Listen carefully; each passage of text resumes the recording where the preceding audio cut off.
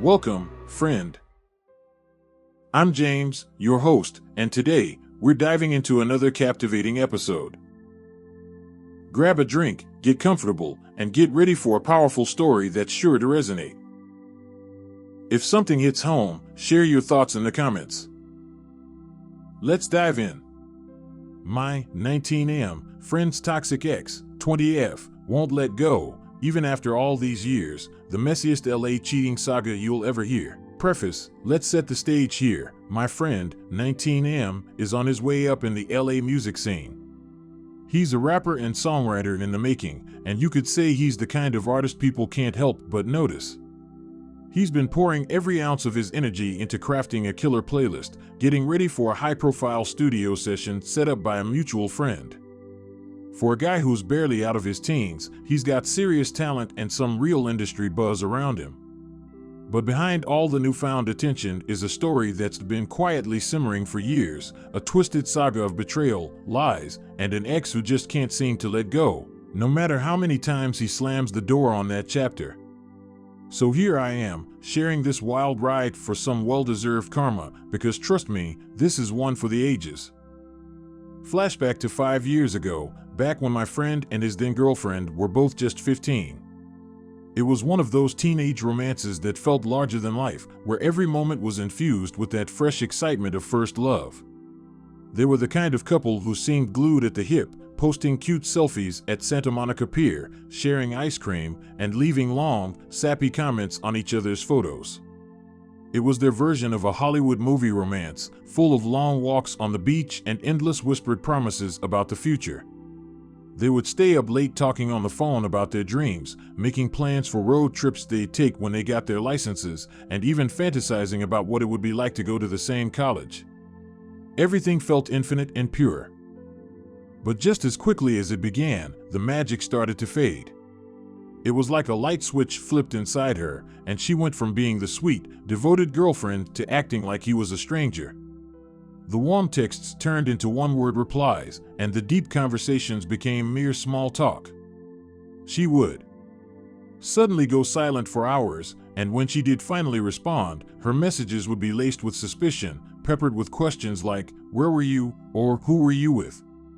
Her tone had shifted from loving to guarded, almost hostile. It was as if he was auditioning for a role he thought he'd already secured. He began to notice her subtle changes. She was always on her phone, but when he walked into the room, she'd quickly flip it over or slide it into her pocket.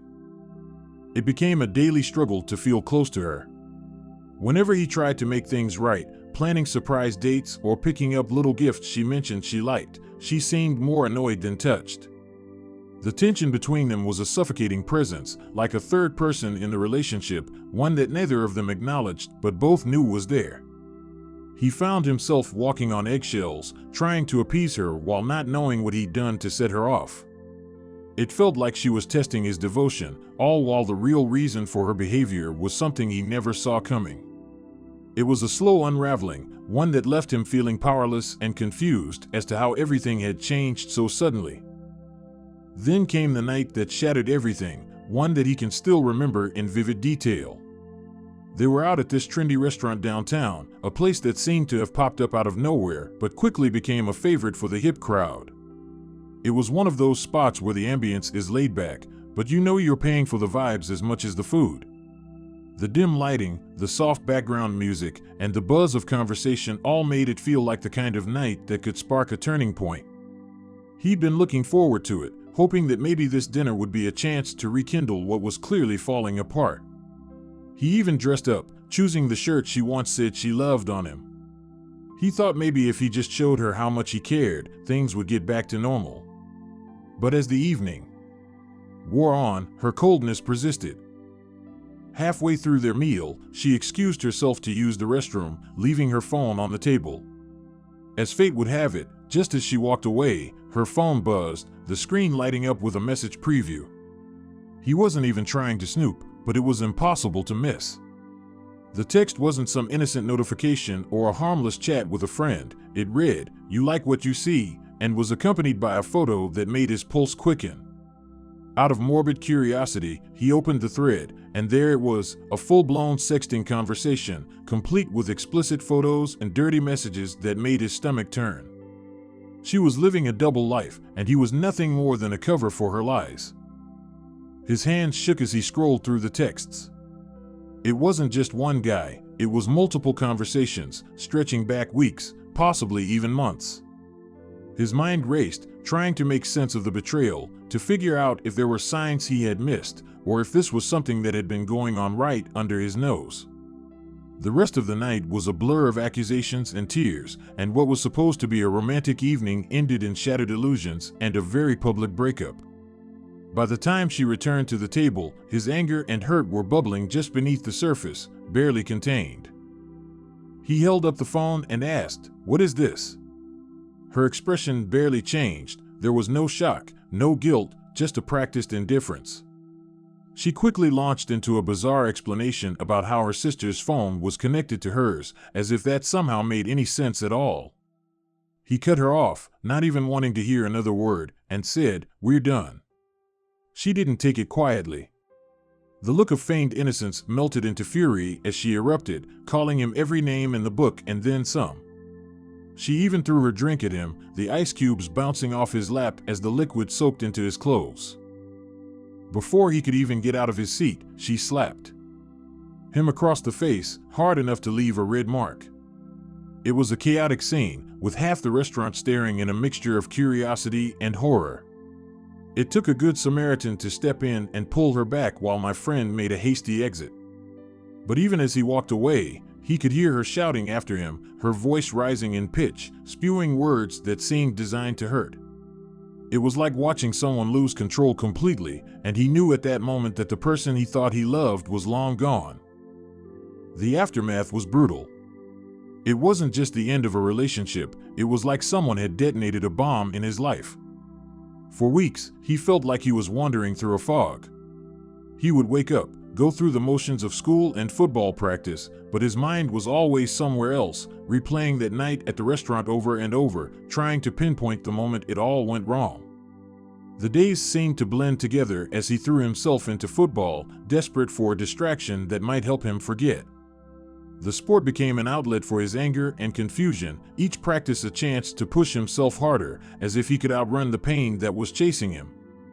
His teammates noticed the change in him. He was fiercer, more aggressive, as if he was fighting something invisible on the field. But just when he thought he'd put some distance between himself and the chaos, life decided to hit him with another curveball. One day, he realized he'd left his favorite hoodie at her place, a hoodie she used to borrow all the time, even though it was a size too big for her. It wasn't just any hoodie, it was a limited edition one that he'd saved up for months to buy. It had sentimental value, not just because of the effort it took to get it, but because he'd worn it on some of their happiest dates. The thought of going back to her place made his stomach churn, but he figured it was just a quick in and out. After all, how hard could it be to grab a piece of clothing and leave? He reasoned with himself that enough time had passed, and maybe it was time to start reclaiming the little pieces of his life she had taken with her. Little did he know, that hoodie would lead to a scene that could have been pulled straight from a bad soap opera. He pulled up to her house in his beat-up old car, nerves prickling his skin as he got out and walked up the front path. As he approached, he could see her bedroom lights were on, the blinds half drawn. It didn't take long for the noise to reach his ears, soft at first, then unmistakably loud. The sounds coming from inside made his gut twist. It was a mix of laughter and moaning, the kind that leaves little doubt about what's happening.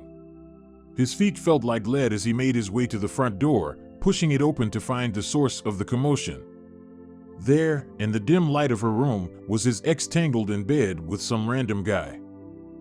She froze the moment she saw him standing in the doorway, her eyes wide and cheeks flushed, but not from embarrassment, more like fear.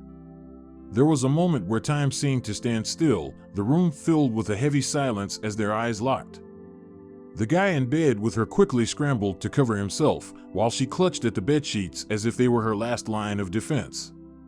Without a word, my friend strode into the room, snatched his hoodie off the chair, and turned to leave. It was the kind of calm that comes just before a storm, a silence that said more than any outburst could.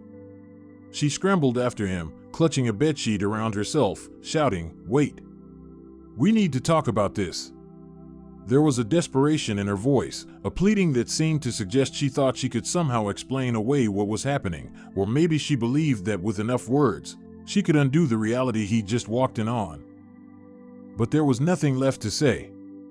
He didn't even turn around, he just walked straight out, the door slamming shut behind him. That slam echoed in his ears like the final punctuation mark on their relationship, a sound that signaled the end of whatever illusions he had left about her. As he walked away, he could hear her sobbing, her cries muffled by the closed door. But he didn't look back, didn't hesitate. It was time to leave all of it, the lies, the betrayal, and the hurt, in the past where it belonged. Or at least, that's what he thought. Unfortunately, the end was far from over.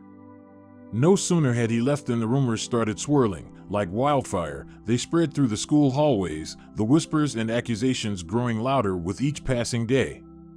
She was telling everyone that he had been the cheater, the abuser, even accusing him of forcing himself on her. It was like she'd written a whole fictional screenplay and cast him as the villain.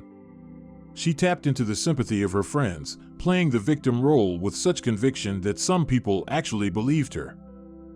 He found himself suddenly ostracized, people giving him dirty looks in the hallways or muttering behind his back as he passed by. Some of his so-called friends even started distancing themselves, afraid to get caught up in the drama or, worse, actually believing the lies. It felt like he was living in some kind of twisted nightmare where the truth was buried beneath a mountain of deceit.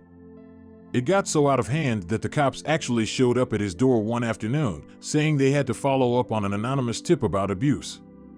His heart sank, knowing that she had managed to take things to a whole new level of cruel. The investigation was thorough, with officers asking questions, looking into his personal life, and even interviewing people who knew them both. But after weeks of agony, the investigation concluded with no evidence to back up her lies, proving once and for all that she had fabricated everything. The relief he felt when they finally cleared his name was immense, but the damage had already been done.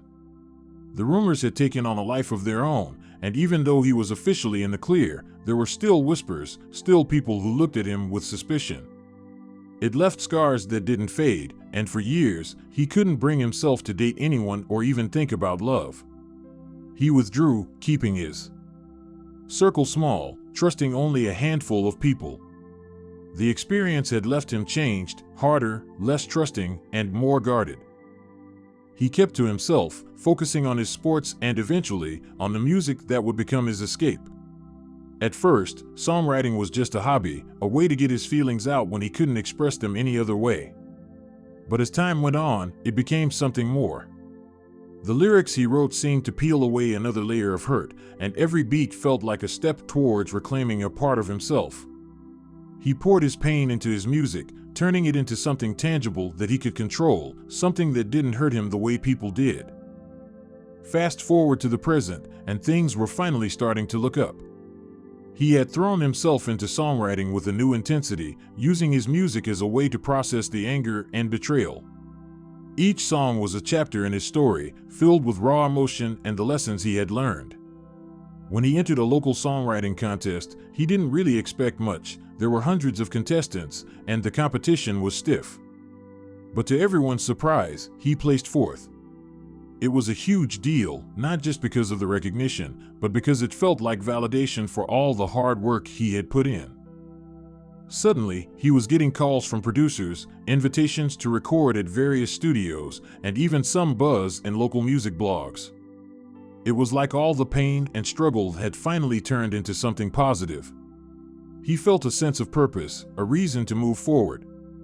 For the first time in years, he was starting to feel alive again, like he was finally stepping out of the shadow of his past.